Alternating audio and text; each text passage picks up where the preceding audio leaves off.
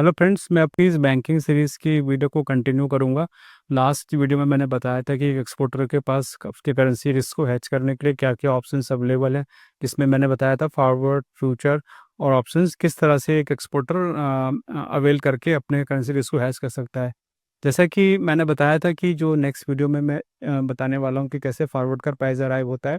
तो जो फॉरवर्ड का प्राइस अराइव करने के लिए हमारे पास जो जो दो मेजर जो अंडरलाइंग एजम्पशन होते हैं उसमें से एक डिमांड एंड सप्लाई है। डिमांड एंड सप्लाई प्योरली एक इकोनॉमिक्स का कॉन्सेप्ट है, जो कि डिपेंड करता है कि मार्केट फोर्सेस एक साल में क्या प्राइस एक्सपेक्ट कर रहे हैं। इसको मैथमेटिकली कंप्यूट करना थोड़ा मुश्किल है। दूसरा जो फैक्टर है वो इंटरेस्ट रेट डिफरेंशियल है। ये प्योरली एक मैथमेटिकल तरीके से फॉरवर्ड का रेट अराइव किया जाता है। इसमें जो भी करेंसीज के रेट रहते हैं, जो भी करेंसी को हम फॉरवर्ड रेट देख रहे हैं, करेंसी पेयर, उन दोनों करेंसी पेयर्स के फ्री रेट क्या है या इंटरेस्ट रेट क्या है उस पीरियड के लिए जिस पीरियड का फॉरवर्ड रेट अराइव कर रहे हैं। तो अगर हम 1 ईयर की बात लेके चलें, जो जैसा कि मैंने लास्ट वीडियो में डिस्कस किया था, जो यूएसडी का 1 ईयर जो रिस्क फ्री रेट है वो अराउंड 5% है, जो कि उनकी ट्रेजरी बॉन्ड का यील्ड है। इसी तरह जो आईएनआर का रिस्क फ्री रेट 1 साल का है वो 7% है। तो हम ये मान के चलते हैं कि इन दोनों मार्केट में कोई फ्रिक्शन नहीं है। जो एक इंडिविजुअल या जो भी इस ट्रांजेक्शन को कर रहा है उसको दोनों मार्केट की लिक्विडिटी एक्सेस कर रहा है। It is easy without any friction and without any administrative cost. तो एक इंडिविजुअल ने माना यूएसडी में 1 साल के लिए बोरविंग करी $1,000 की रेट ऑफ 5%, क्योंकि हम 5% का रेट मान के चल रहे हैं कि उस पर बोरविंग हो जाती है। और वो जो उसने यूएसडी बोरो किए 1000, वो उसने कन्वर्ट कर दिया आईएनआर में। और आईएनआर में कन्वर्ट करने के बाद उसको जो आईएनआर मिलेंगे with the current spot rate, जो हमारा स्पॉट रेट आज चल रहा है 96.50, उसको 96,500 आईएनआर मिल जाएंगे। और इस आईएनआर को उसने जो इन्वेस्ट कर दिया 7% के हिसाब से 1 साल के लिए। अब 1 साल के बाद दो चीज़ें होंगी। एक तो उसने जो अपना जो $1,000 बोरो किया है 5% के रेट के हिसाब से, उसका प्रिंसिपल प्लस इंटरेस्ट, प्रिंसिपल 1000 जो उसने बोरो किया था प्लस $50 का इंटरेस्ट, टोटल 1050 उसको पे करने हैं जिस भी सोर्स से उसने बोरो किया है।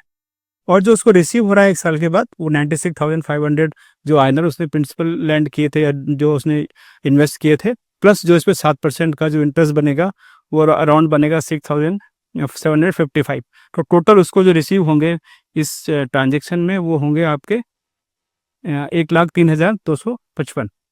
तो अगर अब 1 साल के बाद अगर स्पॉट रेट चेंज नहीं होता है, जो अगर हम एग्जाम करके चलें कि there is no change in the currency spot rate, तो उसको जो है ये $1,050 रीपे करने के लिए जो आईएनआर चाहिए 101,325, जबकि उसको मार्केट से जहाँ पर उसने लैंड किया उसको मिल रहे हैं 103,255। यानी कि इसको रीपे करने के बाद भी उसके पास कुछ रुपीज़ बच जाएंगे, जो कि हम इस दोनों के डिफरेंस से निकाल लेते हैं कितने बच जाएंगे, 039।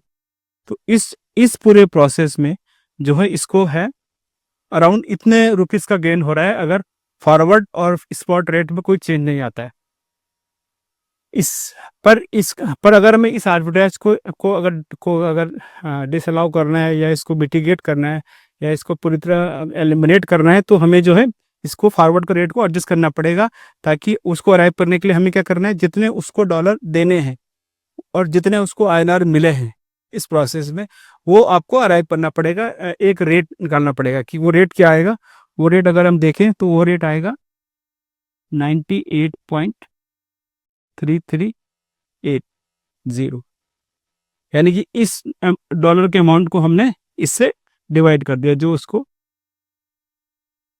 आईएनआर रिसीव हो रहे हैं, तो ये रेट आता है आपका। तो अगर अगर हमें इस पूरे आर्बिट्राज को एलिमिनेट करना है तो हमें जो फ्यूचर का जो रेट होगा आज की डेट पे वो होगा 98.3380। तो अगर हम इसको इसमें से जो है करंट जो आज का स्पॉट रेट माइनस कर दें 8038, तो हाँ इसमें आ गया 18। इतना जो है इसकी करेंसी प्रीमियम में है। तो जो करंट स्पॉट रेट पे हमको ये वाला अमाउंट ऐड करना पड़ेगा to arrive a future rate, कि ये जो है इसमें कोई भी आर्बिट्राज नहीं रहे, जो कि हम इस फॉरवर्ड रेट में इतना प्रीमियम ऐड करने से एलिमिनेट कर सकते हैं। But this is the one factor जो कि मैथमेटिकली कंप्यूट किया जा सकता है।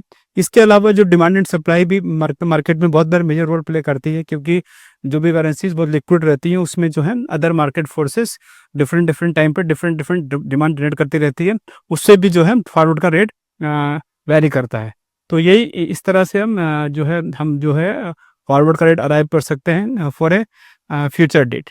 होपफुली मैं इस एग्जांपल के माध्यम से आपको समझा पाया हूँ कि किस तरह से फॉरवर्ड का रेट अराइव होता है। अगर आपको इस बारे में और कोई क्वेश्चंस जानना है जिसमें कि थोड़ी और मोर कम्प्लेक्सिटीज़ है, क्योंकि थोड़ा सा ये प्लेन बहुत ज़्यादा प्लेन तरीके से मैंने समझाया है, तो आप मुझे कांटेक्ट कीजिए, मैं उसके आपको मतलब एक उसको भी आप मैं सॉल्व करके आपको बता सकता हूँ। तो thanks for watching this video. Next video में मैं जो है फ्यूचर्स और ऑप्शंस के बारे में थोड़ा सा और डिटेल में बताऊंगा। तो प्लीज़ आप मेरा वीडियो देखते रहिए, चैनल सब्सक्राइब कीजिए ताकि आपको जो मेरे लेटेस्ट अपडेट हैं वो समय समय पर मिलते रहें। Thanks for watching. Bye bye.